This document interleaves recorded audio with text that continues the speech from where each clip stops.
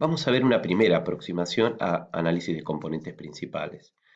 ¿Cuándo nos interesaría a nosotros hacer un análisis de componentes principales en primera instancia? ¿Por qué?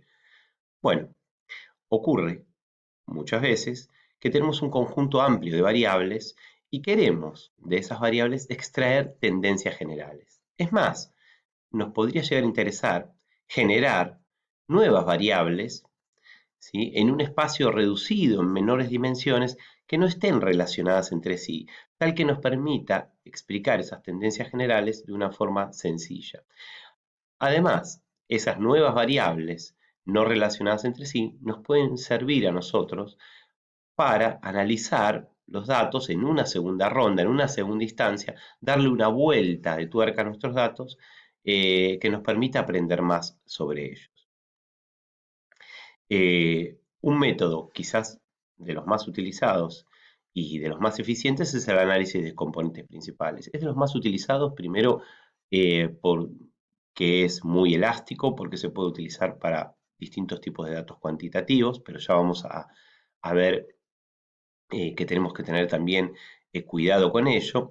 Y que nos permite realizar interpretaciones tanto del rol de las variables como de los casos en la variación observada. Asimismo, eh, de las interpretaciones más sencillas que podemos hacer, de las más parsimoniosas, están aquellas basadas en los modelos lineales, en las relaciones lineales, en las relaciones eh, proporcionales o constantes entre dos o más casos, ¿sí?, como podríamos observar en la regresión por mínimos cuadrados. Eh, Acá tenemos un conjunto de casos, tenemos un conjunto que ya vimos otras oportunidades, son una serie de artefactos, cada uno representado por una frecuencia, y los casos aquí son las latitudes donde se tomaron estas muestras de estas frecuencias. Entonces, este tipo de datos, que son en este caso datos cuantitativos discretos, son amigables a, con los análisis de componentes principales. Sí y no, sí porque son datos cuantitativos, sí porque su cero representa la ausencia de los casos, sí porque esos datos pueden variar entre cero y potencialmente, bueno, cualquier frecuencia de magnitud, cualquier nivel de magnitud, y no porque el análisis de componentes principales, como como buen análisis que es, basado en procedimientos lineales y en distancias euclidias, en distancias entre dos puntos, toma el cero como este, una medida de ausencia de diferencia, ¿sí? Nos va a agrupar en este caso por los ceros. Por otro lado, como se calcula la media, como se calculan los promedios y esas medidas sirven para o son base para realizar las matrices de covariación y correlación, las variables con conteos altos, por ejemplo, aquí raspadores, instrumentos retocados, estas variables con altos conteos van a tener más peso en el análisis que otras variables. Lo mismo ocurre cuando realizamos un análisis de clúster con distancias euclidias, donde las variables más frecuentes van a tener más peso en el análisis. Entonces eso nos va a enmascarar, nos va a obliterar el peso de las demás variables, las vamos a perder un poco en el análisis. Entonces, cuando trabajamos en este caso con conteos, ¿cuál sería un procedimiento adecuado? Bueno, muchas veces, si bien va a tener que ver con la pregunta de investigación que nos hagamos, va a involucrar alguna forma de transformación o de tratamiento previo de los datos para homogeneizar las varianzas, para minimizar esas diferencias, para atenuarlas, de tal manera de darle más importancia a casos que tienen conteos menores. Y siempre teniendo en cuenta que los ceros van a implicar aquí la ausencia de la diferencia, van a implicar un factor también de agrupamiento. Esto es importante tenerlo en cuenta porque muchas veces dentro del marco de lo que son los muestreos, donde se recolectan artefactos de distinto tipo, si las muestras son pequeñas, los ceros también pueden tener que ver simplemente con el tamaño de la muestra, con con muestras pequeñas donde las distintas clases de artefactos no están representadas simplemente por un efecto del tamaño. Entonces hay que tener en cuenta eso, si el sesgo si el cero es un sesgo que puede estar vinculado al tamaño de la muestra, para lo que podríamos primero hacer una correlación entre la cantidad de clases y el tamaño de la muestra, para darnos una idea de si este puede ser el problema, o si los ceros realmente implican la ausencia de esa categoría de artefacto. Entonces, aquí lo que podemos hacer primero, en una primera instancia, para atenuar ese posible factor, es transformar estos datos. En este caso vamos a hacer una transformación y una estandarización, las dos cosas. Eh, una de las más estandarizaciones más fuertes que se puede hacer es la de Hellinger. Eh, en Numerical Ecology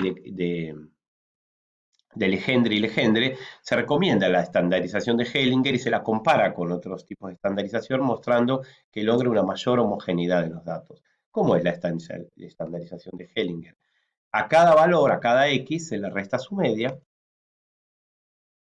y se lo divide por su desvío estándar. Acá estamos usando la forma de escritura de PAST, ¿no es así? Lo calculo. Ya están los datos, como pueden ver, estandarizados en principio, donde les resté su media a cada valor y lo dividí por su desvío estándar. ¿Cuál es el segundo paso de la transformación de Hellinger? Es la raíz cuadrada, en este caso es SQRT, del resultado. La raíz cuadrada de los datos estandarizados. Vamos a calcular esta raíz cuadrada, ya está.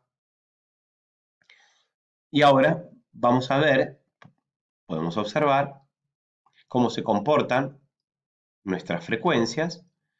Vemos que están relativamente más homogéneas. Ya en algún otro video vimos cómo se comportan estas frecuencias, estos conteos en realidad cuando no están transformados de ninguna manera. Vemos que hay una relativa homogeneidad, aunque también hay también una varianza alta, especialmente para algunas categorías como raspadores. Vamos a ver cómo funcionan los componentes principales. Vamos a hacer un primer acercamiento a los componentes principales. Vamos a análisis multivariado, ordenamiento, componentes principales. Lo que buscamos acá es tener nuevas variables que se van a corresponder a un eje de coordenadas. Aquí tenemos la matriz de varianza-covarianza y tenemos la matriz de correlación. ¿Cuándo utilizar una y otra? Bueno, en este caso preferimos la matriz varianza-covarianza porque nosotros ya transformamos nuestros datos, ya homogeneizamos nuestros datos, les dimos un tratamiento previo en este caso para, como habíamos mencionado anteriormente, homogeneizar esas distribuciones de las distintas varianzas. Si nuestras varianzas son muy desiguales, si estamos haciendo un componente principal con variables muy distintas, por ejemplo, el largo, el ancho, el espesor, el peso de una variable, podemos optar por una matriz de correlación, que obviamente también va a estandarizar nuestros datos y en este caso, al aplicar la matriz de correlación sobre las distintas variables, se va a perder la varianza de cada una de estas variables. Acá en este caso preferimos mantener estas covarianzas. No vamos a ver por este momento nada más, sino nos vamos a centrar en los autovalores, que son los valores de las varianzas para cada uno de los componentes. Si sumamos todos estos autovalores va a ser igual a la traza o a la varianza total de la variable.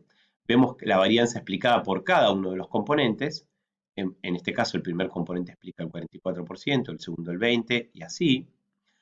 Vamos a ver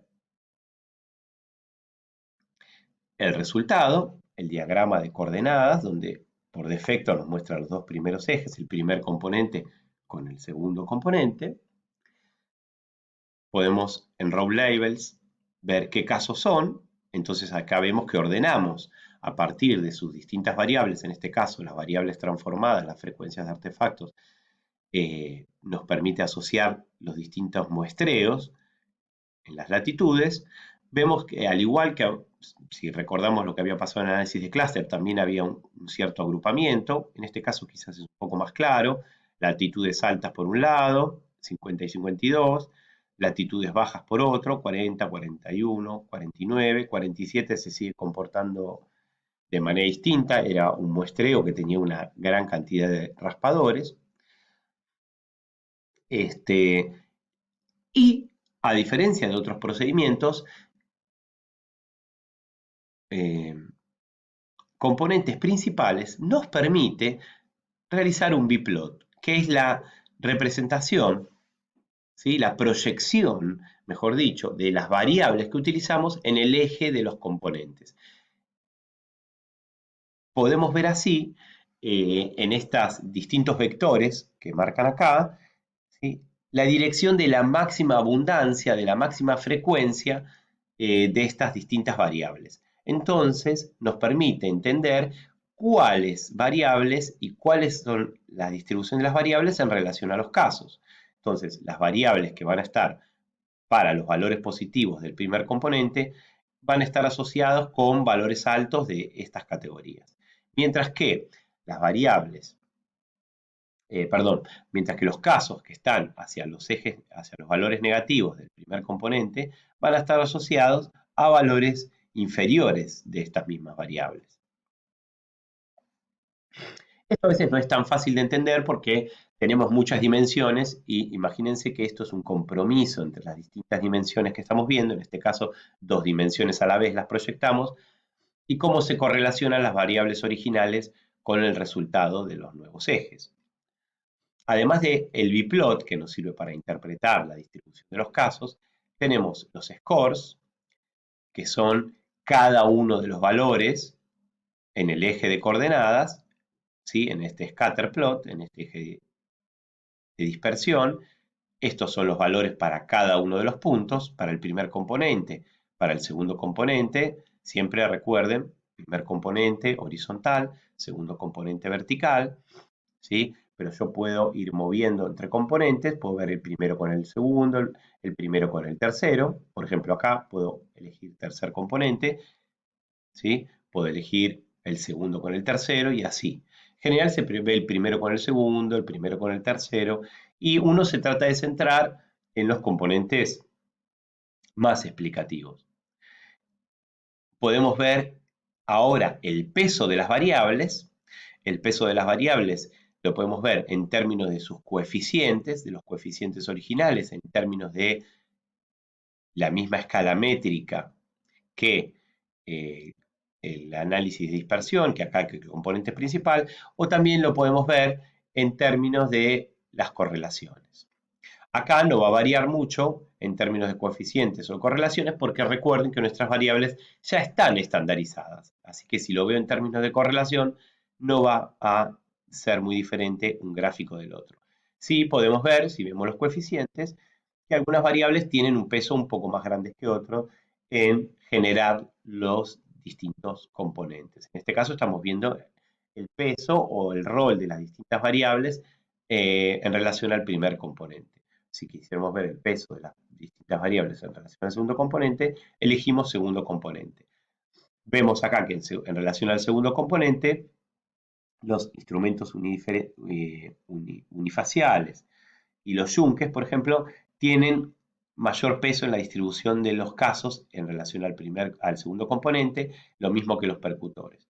Mientras que denticulados, muescas y raspadores tienen mayor peso en la distribución de los casos en relación a los valores negativos de este segundo componente. Aquí tenemos el peso, de nuevo, de las distintas variables o loadings, ¿sí? En términos de la varianza que explican, su rol. Aquellas variables con loadings más altos van a tener mayor peso en la distribución de los casos para los componentes que les corresponden. Y tenemos acá, y esto es lo último, los scriplot, que es un sistema que nos permite a nosotros seleccionar qué variables son más importantes o qué cantidad de componentes son más importantes. Si nosotros tocamos esta opción Broken Stick, en donde corta, ¿sí? A donde corta la línea roja, la línea azul, es la variable o el n de componentes más importantes. Vamos a seguir viendo esto en un segundo video.